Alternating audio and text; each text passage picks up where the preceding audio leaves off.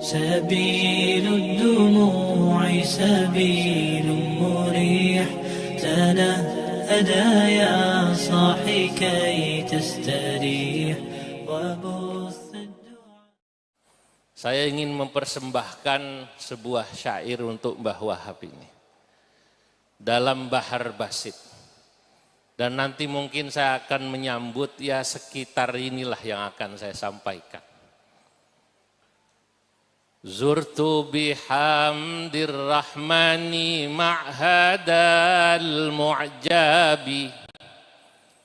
Tambak beras yunshiru fawaidal madhabi. Abdul Wahhabi jalilul ilmi wal adabi. Ajanna layla fa kaifa la fawqal aghlabi. Ya lama'atil khaluqi min nuril muhjabi. Falhamdulillahi dhal majma'u birrahabi. Fakhrun nahdina fi syarqi wa fil maghribi.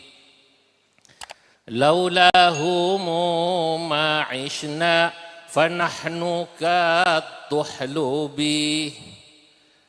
Ma aktsara du'ata min ulamal yutubi. Fa'afta bil mashhadi bila raj'il kutubi.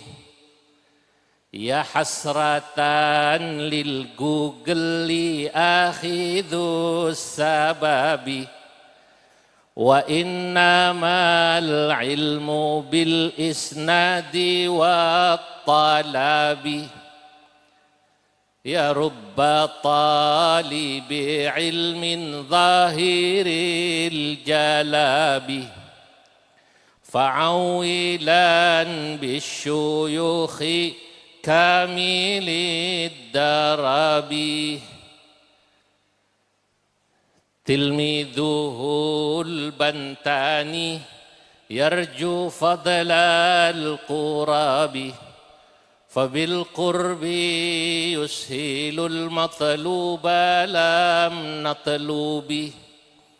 Ya Rabbana ajma'na fin nahdati kaddarabi. Fid daraini zulfana bizumrati dhahabi. Berapa bait itu tadi? Kalau sudah lewat 8 berarti qasidah ini. Namanya qasidah al-Wahabiyah atau qasidah terkait tambak beras itu ya. Zurtu bihamdir rahman. Alhamdulillah saya bisa hadir bihamdir rahman. Dengan memuji kepada Allah, Zat yang Maha Rahman. Ma'hadal mu'jabi, sebuah pesantren yang mengagumkan. Sepanjang jalan tadi saya ngobrol dengan Gus Tony, Menteri Perhubungan, yang menjemput saya di Surabaya tentang pondok ini, nama-namanya, santrinya. Walaupun sesungguhnya saya sudah banyak mendengar sebelumnya tentang pondok ini, karena sanad saya dalam hal fikih utamanya itu adalah dengan Mbah Sahal Mahfud di Kajen, lalu beliau adalah mantu daripada Mbah Yai Abdul Fattah yang juga ada di sini. Pondok ini mengagumkan tambak beras namanya Yunshiru Fawaidal Madhabi, yang memang menyebarkan fawaidal madhabi, faedah-faedah keilmuan yang luar biasa, mengajarkan tentang inti daripada faham ahlus sunnah wal jamaah.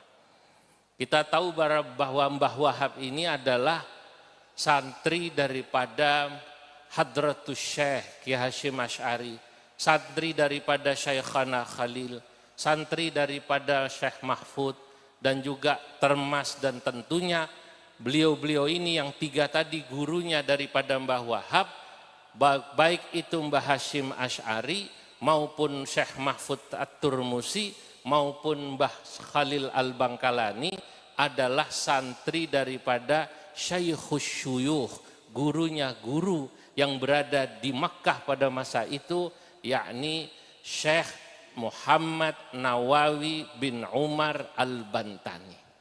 Yang kebetulan saya mendapat kehormatan, kakek saya adik kandung daripada Syekh Nawawi.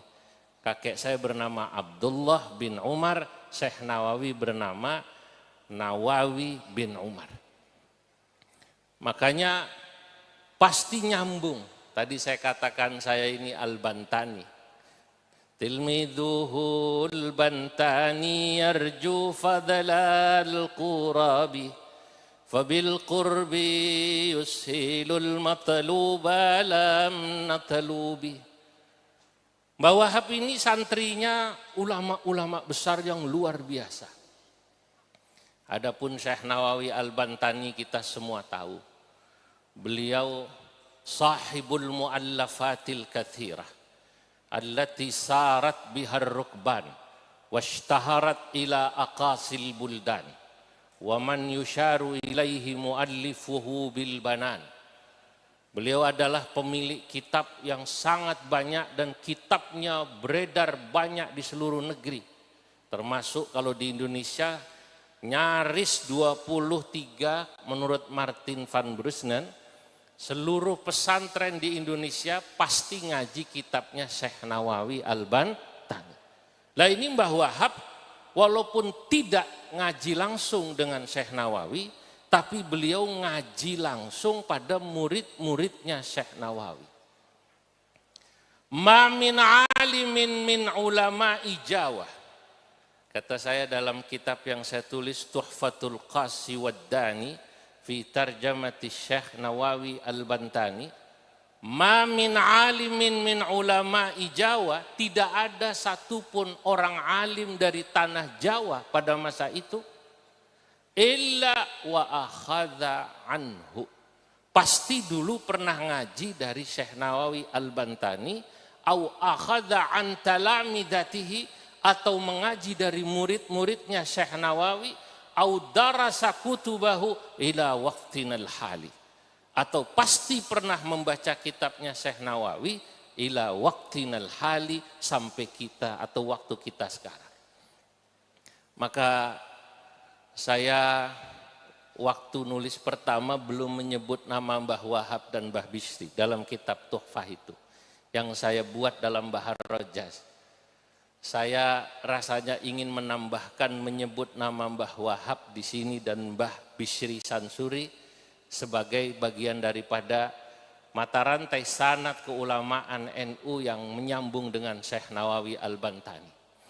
Karena saya katakan Syekh Nawawi niku Syaikhus syuyukhi lil adidil kurama yabruzu ba'dahu kibarul ulama fattarmasi wal khalilu dhul athar wa asnawi man bihi jullu atabar min caringina wa minal quddusi Abdul Qadir sahibud durusi wa tahirun wa arsyadun wa bakruthum Abdus Sattari man bi Makkah yadum wa Zainuddin wa Abdul Karimi wa Aliul Habsyi Dawul Hakimi wa syarraha minhajal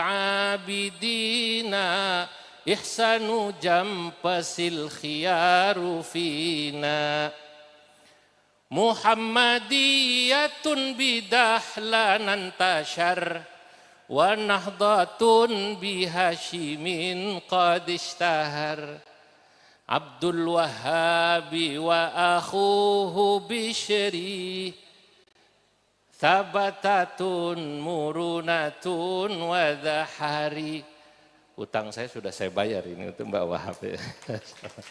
Nah ini. Ini jangan manggut-manggut, paham lah pembuatan. Ya, dinikmati saja punya, pasti dinikmati. Gitu ya. Nah ini Bahar Rojas. Saya sayangnya hanya bawa kitab 2 malam hari ini. Nanti saya terserah Yai Hasib itu 2 buat siapa itu. Iya, kitab itu saya bawa 2 karena berat bawanya. Besok saya bawa buat Dinggiri Kusumo, haul di sana, Yai Munif Zuhri, terus berikutnya ke Kajen, berikutnya ke Pekalongan. Nah, saudara-saudara, Mbah Wahab ini tadi saya sebut walaupun tidak langsung mengaji pada Mbah Syekh Nawawi Al-Bantani, tapi mengaji kepada murid-murid Syekh Nawawi Al-Bantani yang saya sebut tadi. Fattar Masiyu, yakni Syekh Mahfud Termas, Masya Allah, alim besar, sangat terkenal.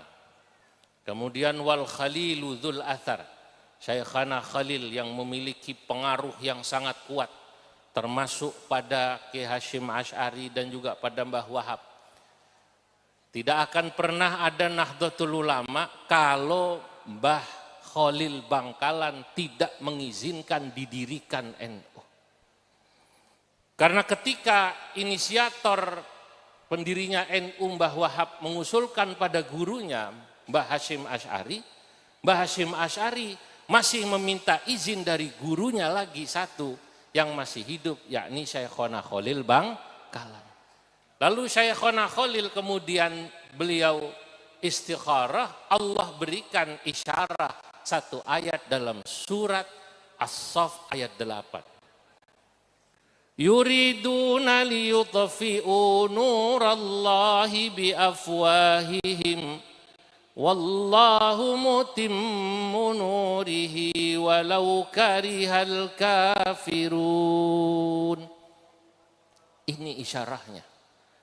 Menurut isyarah ini entah bagaimana beliau cara membaca dan menerjemahkannya, akhirnya Syekhana Khalil Bangkalan memberikan izin dan merestui Nahdlatul Ulama didirikan, dan kemudian mengirim utusan santri beliau 2 benda yang kemudian sampai saat ini terkenal. 2 benda ini, pertama tongkat, kedua tasbih, atau pertama tasbih, kedua tongkat, untuk diberikan kepada Mbah Hasyim Asy'ari.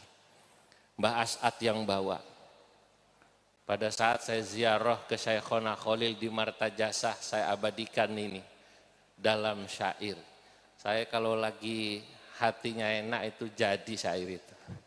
Kalau lagi nggak enak ya nggak jadi punya. Kata saya saat saya ke Martajasah, ziarah di makamnya Mbah Khalil.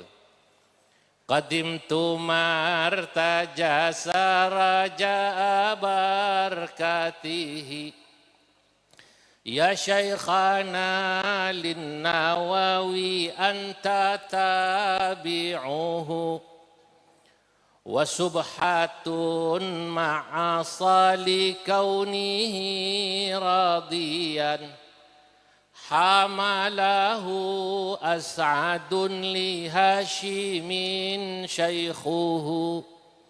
Saya datang ke Martajasa Raja Abarkatihi, berharap dapat keberkahan dari sahibul maqam, yakni Syekhana Khalil Bangkalan.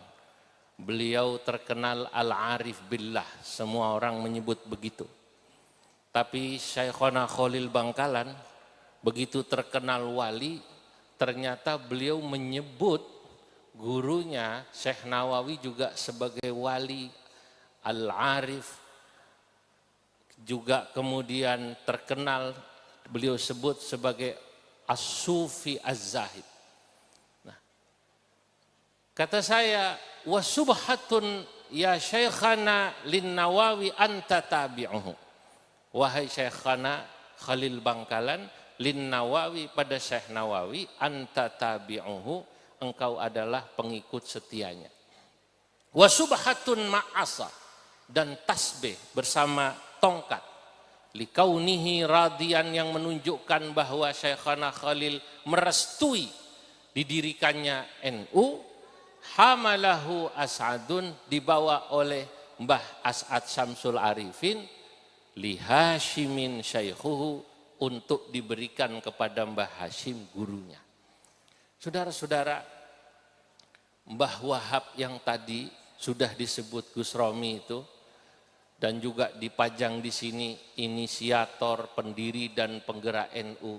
Saya katakan kita semua jika masih diberi sehat, apalagi kami dari pengurus PBNU, insya Allah Yai Hasib selama diundang oleh Pondok Pesantren Tambak Beras, pasti PBNU wajib mengirim utusannya hadir di sini. Nah, gitu. Karena beliau adalah toladan bagi kami. Ya beliau itu ya ulama beneran tadi.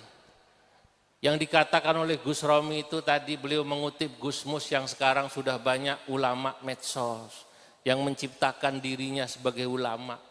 Itu betul. Dan anehnya yang begini ini sekarang diikuti.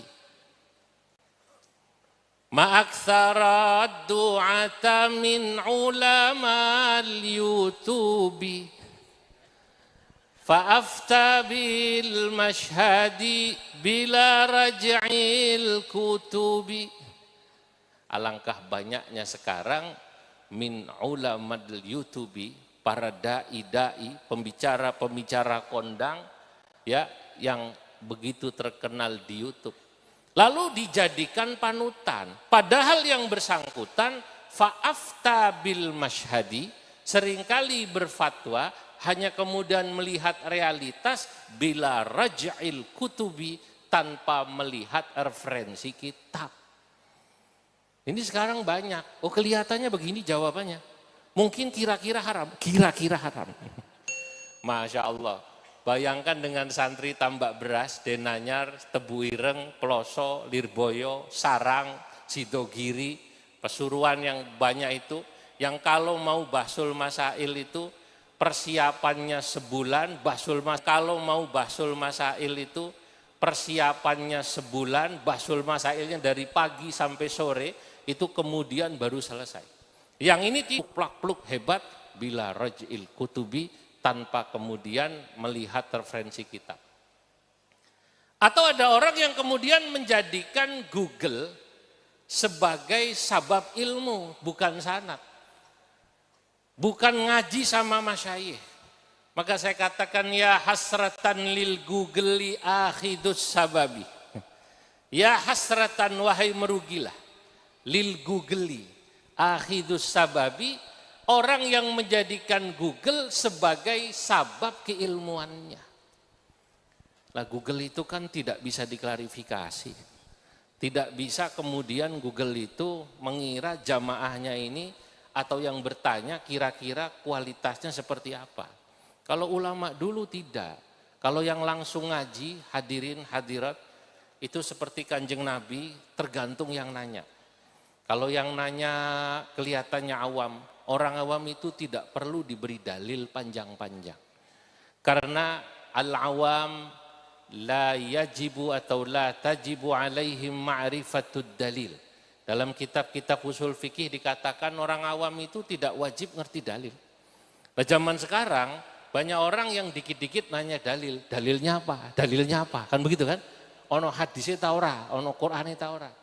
Nah, di NU tidak. Kemarin Kiai Haji Mustafa Bisri dalam acara Halal Bihalal NU di Jakarta, beliau katakan NU itu tidak. Sejak dulu NU itu dalil bagi jamaah dan pengikutnya ya kiainya. Ya, enggak perlu kemudian dalilnya apa, kalau kiainya melakukan otomatis jamaahnya ngikut. Kenapa? Karena mereka yakin pasti kiai memiliki otoritas di bidang itu, terutama dalam bab dalil.